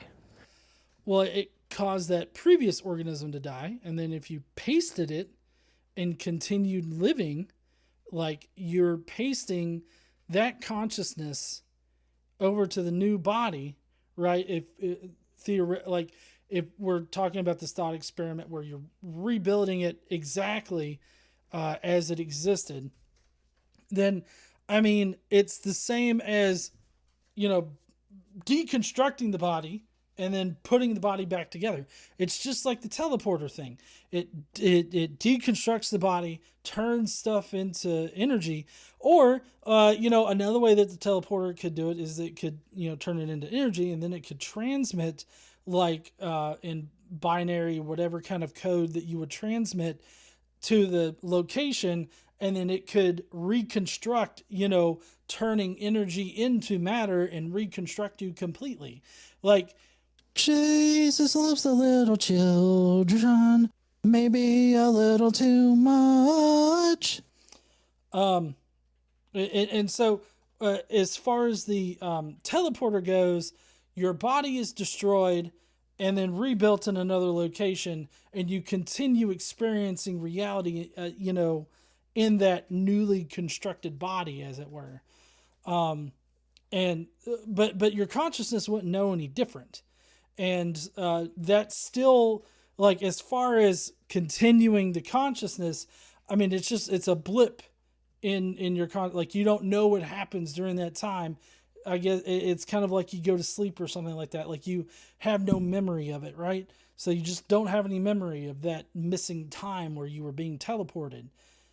I mean, I don't see how it's any different, but I also don't see how it supports a supernatural reality.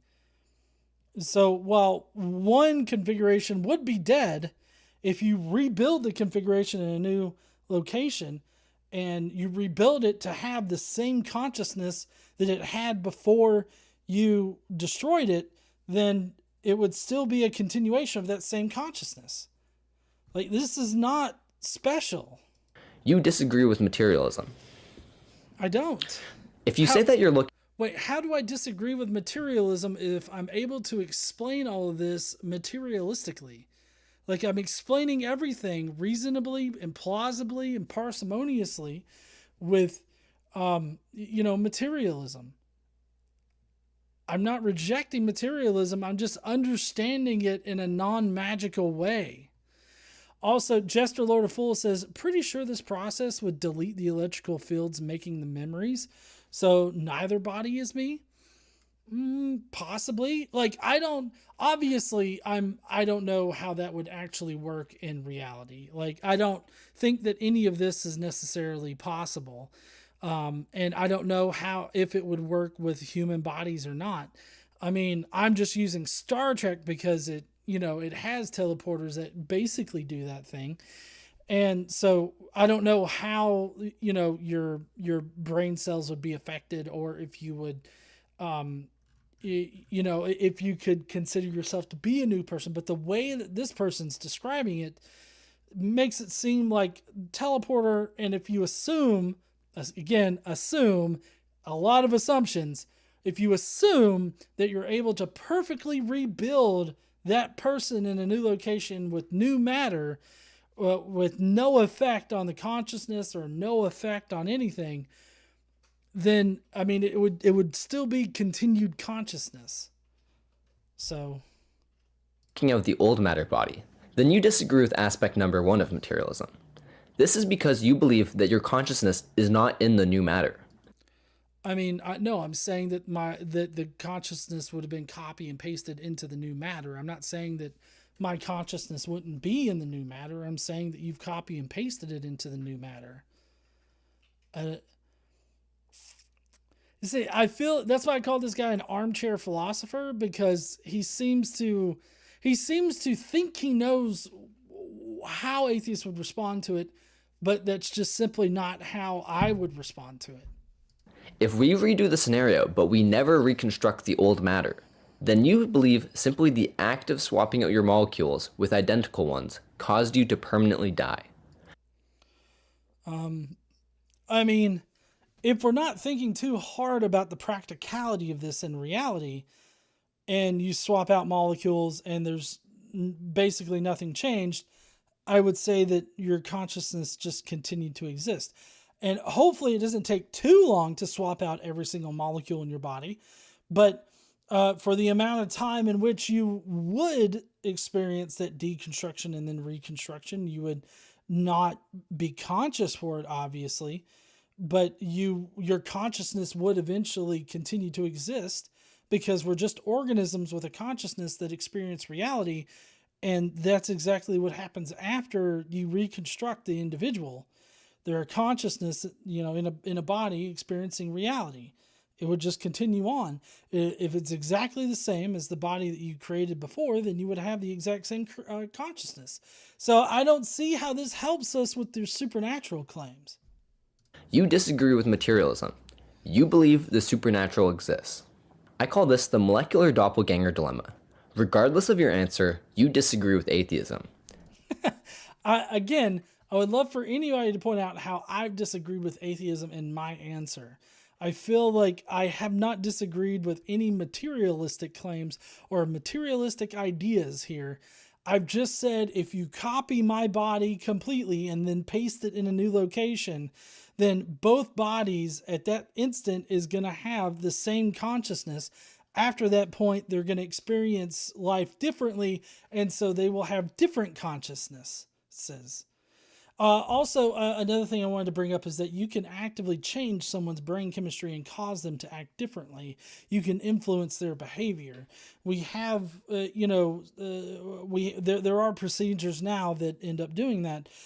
They used to give electroshock therapy to change how people behaved, and of course that was bad. But what I'm saying is like if you damage a part of somebody's brain, then you have the chance of affecting their behavior. And Jesus loves the little children, maybe a little too much. Showing that a person's consciousness is definitely dependent upon the physical properties of your brain and your physical biochemical makeup of your brain. Ramblings and Beyond said this guy is worse than Turek. Turek can at least address the question with a relevant answer. A BS answer, but a relevant BS answer. Thank you so much there, Ramblings. I agree. This is just irrelevant bullshit right here. That's because all of the answers disagree with atheism. This is not a matter of I don't know. It's a matter of there is no possible outcomes that agree with atheism. And you see, this is just overconfidence turned up to 11 right here, because obviously he's not really contemplating the questions that he's asking without his religious glasses on. He's only considering what he's been told by creationists or by religious apologists. That's the only thing that he's considering here. And to him, there's no answer to these questions that don't contradict materialism or atheism. This is because atheism and consciousness never went together well in the first place. This is called the molecular doppelganger dilemma. It really didn't pose a dilemma for me. You either deny your own consciousness or you admit that materialism / atheism is not true. The supernatural must exist. Well, like I said before, I don't think that the consciousness, acknowledging that you have a consciousness does not contradict materialism or atheism. I think that we can explain consciousness on a biochemical and physical level. Somebody mentioned Phineas Gage in the comments there. That is a pretty well-known case of someone's brain physiology changing and their behavior changing. Also, you would also have to explain other emotional disorders and things that change person's. Jesus loves the little children, maybe a little too much. Other emotional disorders that affect a person's behavior or mood or other things of that nature. Those are often based in your brain chemistry, like clinical depression or any other kind of anxiety or depression stuff. That's due to an imbalance in your neurochemistry. And, I feel like this guy's not considering how your brain physiology is connected to your behavior and how I feel like he's just not understanding that connection. And I'm not claiming to be an expert at all. I'm not, definitely. But I know enough to know that your behavior, your consciousness is definitely tied to your brain physiology. And so this is just not a dilemma. Olivia Williams says the whole scenario requires magic anyways. Why does it surprise him the answer would require magic even if it doesn't? I don't know why it would surprise him. You must accept that the supernatural exists. Atheism is wrong. Religion hasn't answered question 3. My belief is that your consciousness is in your soul. So this is commonly referred to as animism. And animism, which is basically the belief in an immaterial spirit or consciousness or soul that not only living things, but also just non-living things can have. And animism is a common trait in religions. It's kind of a cornerstone in Christianity, as we're going to see here. But he has no way of, in this particular respect, of discerning Christianity from like indigenous people's religion, the religions of indigenous people. That you see this notion of a spirit or an immaterial consciousness being exhibited in those kinds of religions. But it's also in a wide range of religions out there. So, it's just what I'm looking at is just the Wikipedia, but I'll put it in the info section on the live stream here tonight.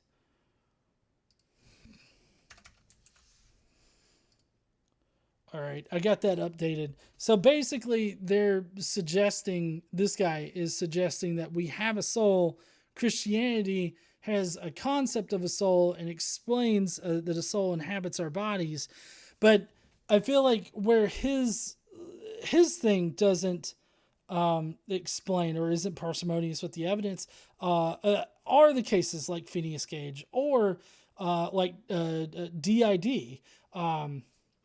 DID, what does that stand for again? It's dissociative identity disorder. Is that like multiple souls living in one body? Like, how would Christianity explain that? I'm guessing it would be like demon possession, but this just doesn't make sense as it exists. Like, just Christianity itself, no, doesn't explain it. And that your consciousness is in the new matter because that's where your soul is. Regardless of how likely you think my answer is, at least it is logically coherent. But I just pointed out how it's not logically coherent. So no, it's not logically coherent because it can't explain the situations that we find in reality. You're just saying a ghost inhabited our bodies. Like, and that's it. Like, we have ghosties in our bodies. There is no logically coherent answer under atheism. Impossible will always be better than impossible.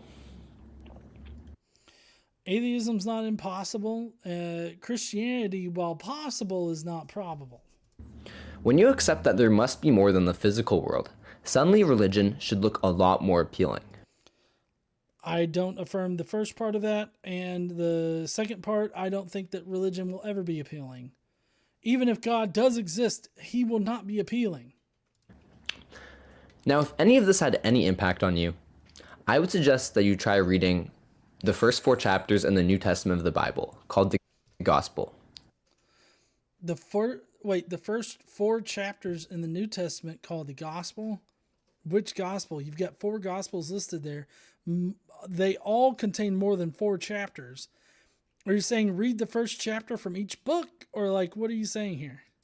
These are chapters Matthew, Mark, Luke, and John. Those are whole books. Those are not chapters. Read those. Try going to a church sermon. Make sure it's a church that actually preaches the Bible.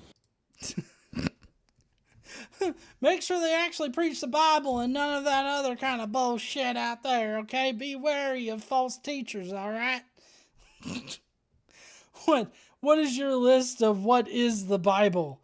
Like, what are you even fucking talking about here? Like, don't go to Hillsong because they might rape you.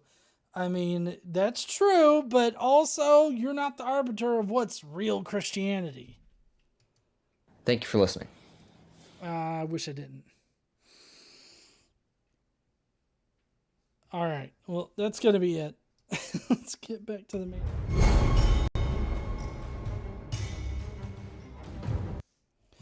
All right, heathens. Well, that's it for this guy's video. All in all, I was not convinced. Were any of y'all convinced? I don't think that it destroyed atheism at all. I don't think he even touched atheism. Like, I feel like he's just like, nope, you can't answer this shit without contradicting your atheism. Therefore, atheism is bunk and Christianity's good. Pucker up and suck that Jesus dick.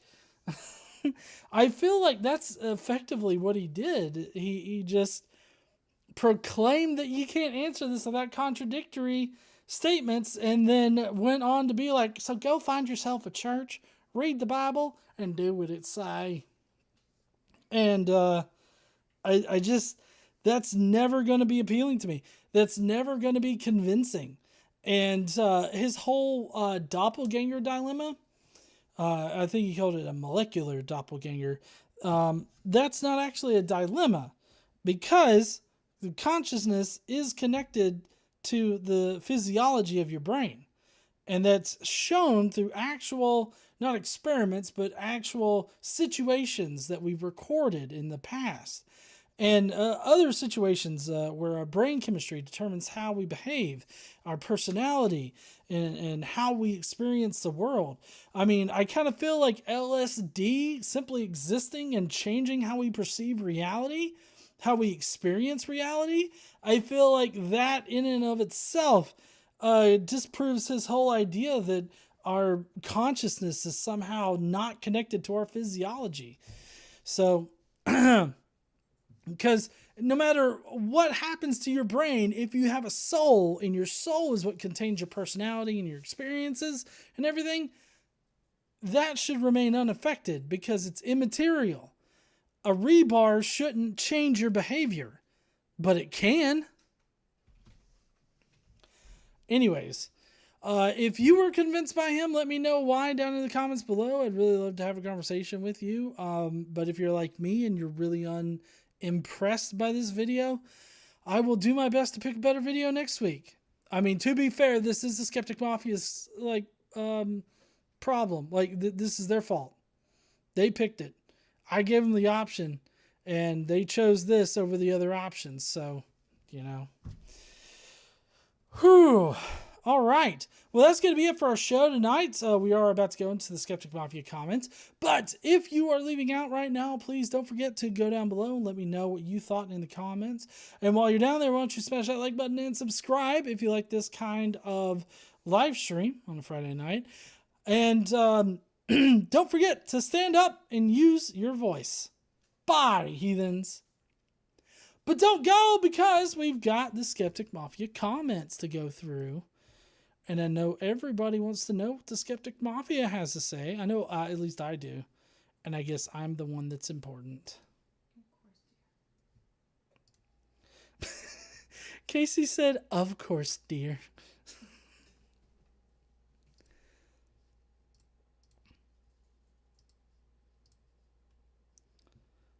Okay, let's see. Getting it all set up here.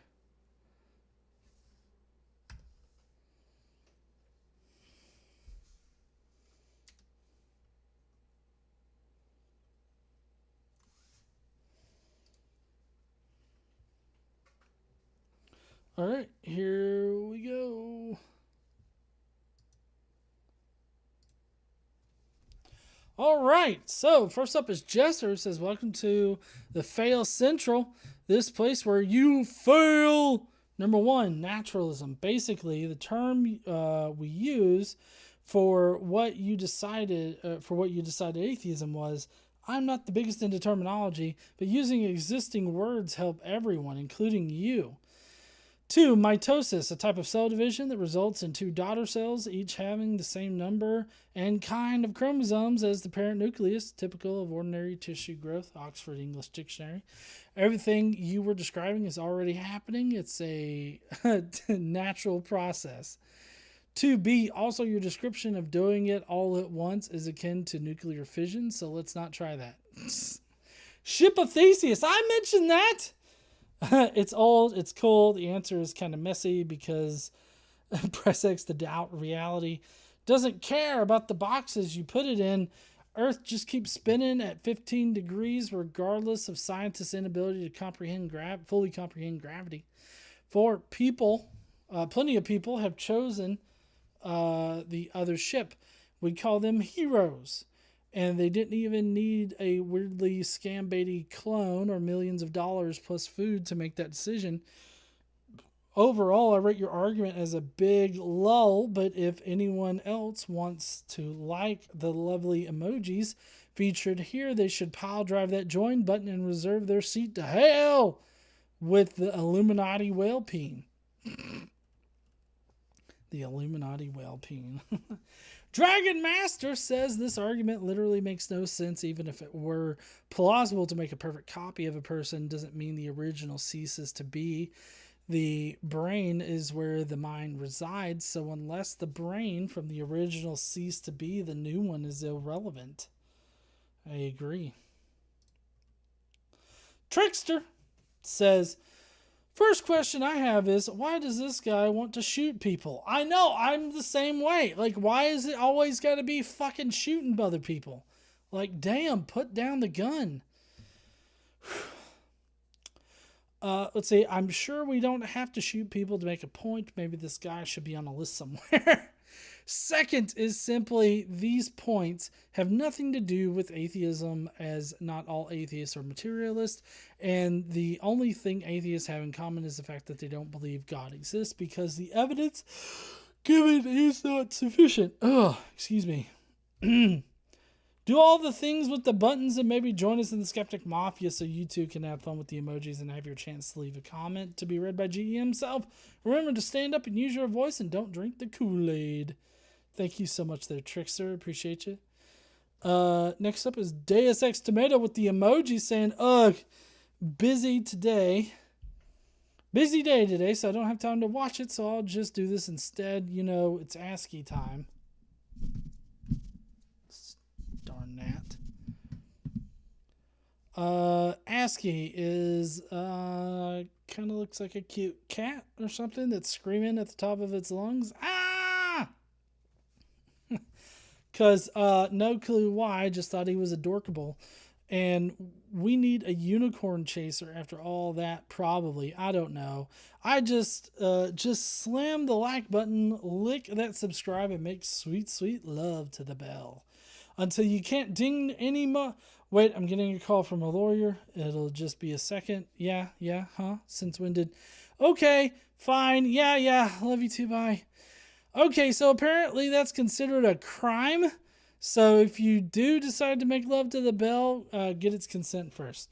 That's something Trump should learn, huh? Well, he should learn a lot of things, including what classified means. Anyway, insert a generic shilling here. If you don't know, we do a Skeptic Mafia podcast, not every week, but we're starting to do it bi-weekly again. So if you want to, you can subscribe to the Skeptic Mafia and get that podcast. Remember, Casey is almost always right, especially when she's wrong. Eat your goddamn fruits and veggies, because tomatoes are goddamn delicious.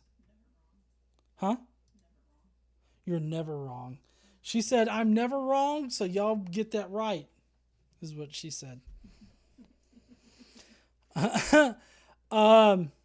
Read between the lines resurrected, which is L. Read L.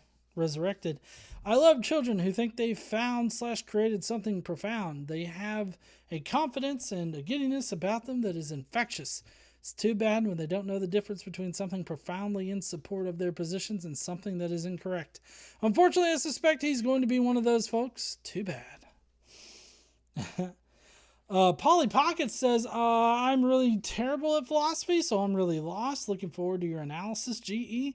Also, I'm back, baby. Mafioso for life. Join the Skeptic Mafia, y'all, and I'm allowed to say y'all because I'm from Missouri. Welcome there, Polly Pockets again. Next up is Jonathan Neckel, who says, when I first saw this video come up, and whenever I hear someone claim they can defeat atheism, I suspect that someone is going to argue against a straw man. And I'm right. Atheism is not a positive claim, so it can't be disproven. Hard atheism makes a positive claim, and it is not uncommon for theists to assume that all atheists are taking that position. This guy did not, surprisingly, but he still managed to give a false definition. Atheism is not at all related to consciousness, so I was immediately confused as to where he was going with this argument. Rather than trying to argue against atheists, his first argument came across as support for teleportation or Star Trek-style transporters. Transporters! See? 1 and 2, I am me, not some twin on a distant planet. Even if I am the exact duplicate or of me emerged somewhere else, our experiences would differ from that point onwards, making us both unique. What is the point? 3 is a variation of the ship of Theseus argument. Yep. Even his assertion that Christianity and the concept of the soul addresses his questions is incorrect. Even if you duplicate a person and rebuild the original, Will Riker, Thomas Riker style, Casey will understand the reference. That the soul is contained in the transplanted molecules isn't he claiming that the soul is contained within those molecules and that too would be duplicated? Likewise, would the twin and the clone from his examples in 1 and 2 not also have souls? In the end, it is irrelevant as this has nothing to do with atheism. Yep, I agree. Nothing to do with atheism. Drew's book reviews is last here. Thank you so much, Drew. Atheism can be debunked as easily as theism. That is not at all, because neither position can be conclusively proven. Theism is a belief in a God without evidence. Atheism is a position of non-belief. But like theism, it is not. It is not based on a proof God does not exist, because you cannot prove a negative. It is simply not believing something is true without evidence. I don't not believe in God because I found proof of God's non-existence, but because I found the God I believed in once upon a time to be someone or something I no longer wanted to be associated with, and when looking at it from a more rational viewpoint, came to accept that evidence for such an entity, simply put, does not exist. The fact that there is more reason to believe in intelligent aliens than God, after all, we have at least one example of intelligent life in the universe right here on Earth, so it's not unreasonable to believe that there is other intelligent life somewhere out there, considering we have evidence. Human beings existing that intelligent life evolved at least once in the universe, but even now we cannot prove that, so should not adopt that as a fact. Nor should we do the same with God or gods, which we have even less evidence for than intelligent aliens. Anyway, heathens, until next time, keep on reading. Thank you so much there, Drew. I really appreciate you there, bud. Going to go back here because that, I believe, was all of the comments. And there were none held for review. Fuck. I closed my little studio app, or my YouTube studio thing. So I need to get back to it real quick. Live. Luckily that didn't end the stream prematurely. But anyways, really appreciate everybody coming by and checking out tonight's live stream. You guys are awesome. We're going to have some more director's cuts next week. I've got a couple picked out. I also have some videos picked out that I can make responses to, so I'll try to do that this weekend. But other than that, I don't know if you can tell, but my voice is getting pretty hoarse, so I need to go. I also got to get Xander to bed because it's right at his bedtime, and we're right at time. Anyways, y'all have a nice night. Y'all have a great weekend and everything, and we will see you heathens next week. Don't forget to stand up and use your voice. Bye, heathens.